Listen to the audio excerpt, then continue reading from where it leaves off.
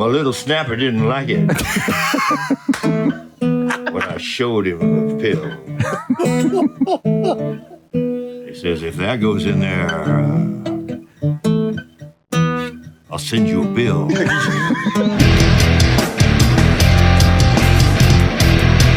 I became aware of you obviously because of The Office, Creed, and then we've been friendly with Kate Flannery for a long time because she's from the area as well. Person. Terrible, Just horrible. Just a potty mouth and a disgusting human being, really. After The Office ended, and then it's had this resurgence over the last 5-6 years or whatever, especially because of the pandemic. I did a deep dive on you, and I became a little obsessed. Like, your life is fascinating. The stuff you've done over the years. Was The Office kind of just another gig for you at that point? Like, how did you get involved with it in the first place? And did you just look at it as a job? I don't even think about it anymore. You know, I just kind of let it go behind me. You know, I've forgotten it. Yeah, no impact. No impact on me. Yeah, it's that one and done. I would think you kind of built your character a bit. A lot of what you are and sort of the mystery of your life. I mean, you have so many things that just seem improbable, and that's. Nick and I were talking earlier. That's what makes Creed such a character and you at the same time. I said, if there was anyone who in that cast had done something horrible, it was Creed. It was going to be me. Yeah. It was going to be. And they would get me out. NBC, apparently I killed people, and NBC just kind of covered it over and kept me going. Yeah. There's this dark history, and the character's name is Creed Bratton. Your name is Creed Bratton, and like you, every now and then there's hints that you were a serial killer. Yeah, there was. And there was bodies in my. There's been a murder committed. I'll be right back.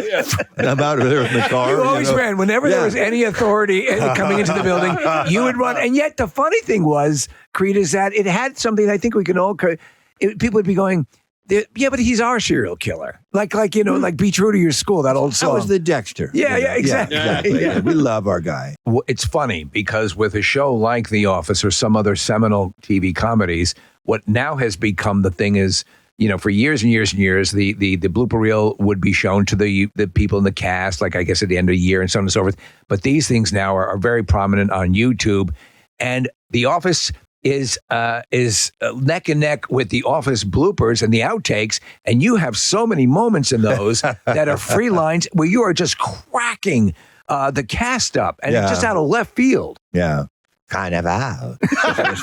Exactly. One of the big Carnival is what, and that kills me. We've been in that office, that business area so long. We were all so tired. I think that was just, I was exhausted. So that line just came out of frustration, I think, I mean, because you're on a set that is supposed to be a boring office. So you're going to, no matter how much it is pretend, you're still in a boring office. And our camera guys are Ramboing it around with the camera. So you had to be, I'm sure as Kate told you anytime. Yeah. You always had to be on and ready for them to flip around at you anytime. We've been fascinated by your musical career and with the Grassroots. Yep. And we talked last time we had you on the Zoom, working with the people in the famous, the Wrecking Crew and other musicians, John Densmore, a friend of yours. The best man at my wedding. Best man at your wedding. No kidding. Yeah, I mean, this is, you are well fixed in this part of musical and pop culture history. When people find out about that, are they as amazed as are we? I mean, is this, because you have this whole thing that you offer, and it was the first part of your life, and it's been, I don't want to say it's been eclipsed, but certainly The Office has been a formidable thing in your life. You have these two completely different parts. A lot of people think that was it. Yeah, that the Grassroots and then the Office. But a lot of people don't know that after the Office, I got my doctorate degree, and I perform surgery, for homeless people in my van. That's wild. Is any of it sanctioned? Yeah. But you don't even charge, doesn't matter. Yeah, it's free. I want to give back. Yeah. You were talking last time about Slightly Altered, which is an album that you called folk adjacent. And did I say that? Yeah, that's folk adjacent. As far as creativity goes, and we've had a lot of times, you'll find that, and you'd be a perfect example. A lot of people who are musically inclined and musicians are also pretty good at comedy. Can step up and do that as well. I think it's the timing. It has to be, It right? has to be the timing, yeah. Because it seems to be something that just figures like, Preston's a drummer. Anybody, all that stuff sort of goes into knowing when and when not to jump in. Mm-hmm. Can you imagine Jim Morrison as a stand-up guy? Yeah. I just flew in from Vegas, and boy, are my arms tired. And on the way, I effed my mother.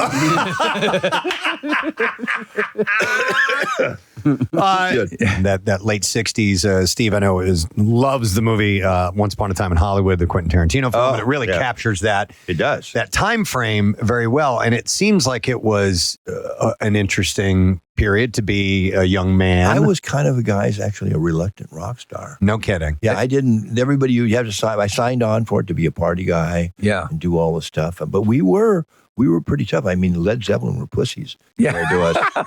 I remember, to the grassroots. To the grassroots. Oh my yeah. God, we were wild. Yeah. I remember when we were in Chicago and doing some lines, and one of the guys says, "Hey, throw this TV out the window," and I went, all right. But I did it, but my heart wasn't in it. You just were not into tearing up hotel rooms. I'd wake up in the morning and go, oh, God, I got to do drugs again today. But no, I'd rather be watching PBS and... right. Yeah. Slave to the job. Making waffles. Making milkshells. Exactly. You got a reputation to uphold, and I got it. The show must go on. I was... You have a birthday coming up, February 8th, and I cannot believe this, that you will be 81 years old. 81. Sir, you do not look anywhere in the neighborhood of 80 years Those old. drugs worked wonders. I think it's mostly the ginseng suppository. Ginseng suppositories. During the 60s, I was given some. In the beginning, my little snapper didn't like them, but now kind of looks forward to it. Wow. Yeah. In fact, it opens up like a hippo waiting for... Welcome, Creed. Your little that should be the name of your next record, The Little Snapper. That'd be great. Yeah. It'll be an inside joke. Yeah. And then you'll throw suppositories out to the audience. Yeah. It could be a guitar picks. It could be a band too, Little Snapper and the Pancakes. Oh my gosh, the gluten-free snappers. So my daughters, actually both my daughters are currently doing the theater at their school, and my oldest is a senior. You just talked to her, I FaceTimed her because she's a huge fan of yours. Yeah. But just this idea of like her going into the arts, because that's what she's going to do next year in college. I have to sit down and talk to her about the reality of the craft and because we went and saw a show at the University of Michigan, and it was Guys and Dolls, and it was awesome. I mean, the Michigan Music and Theater is the best in the country, and these people are so talented. I said, but that guy that was playing the grandfather, I said, when he graduates, he's not going to be playing grandfathers anymore, because then you're out in like the general population, you know what I mean? So like he's going to play a grandfather when he's actually of that age, you know what I mean? And so the roles kind of get a little bit tighter and all that sort of stuff. So I don't know if you have any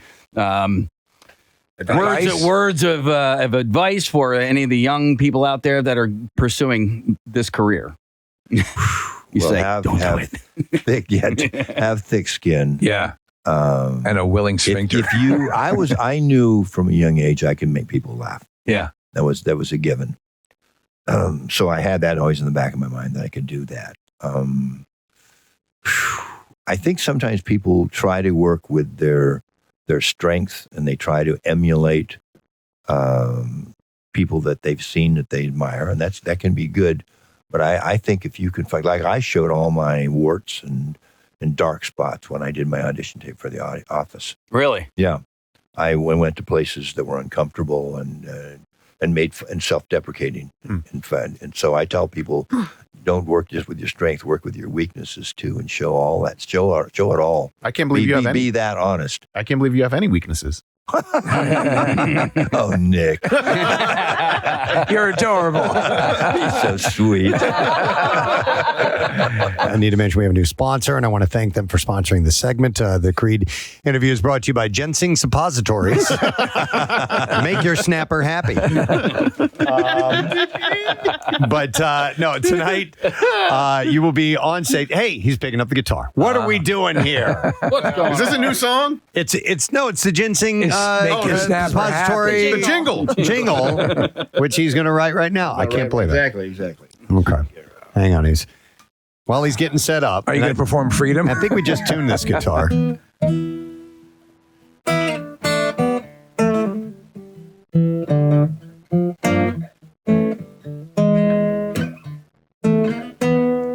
My little snapper didn't like it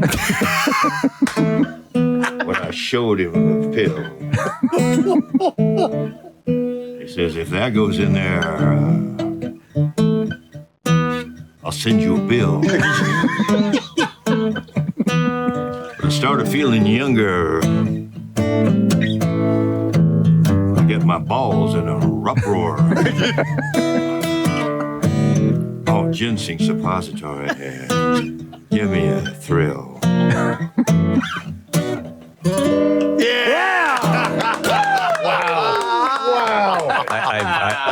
And an empire is born. What a moment. Yeah. What a moment. Take that, Elon Musk.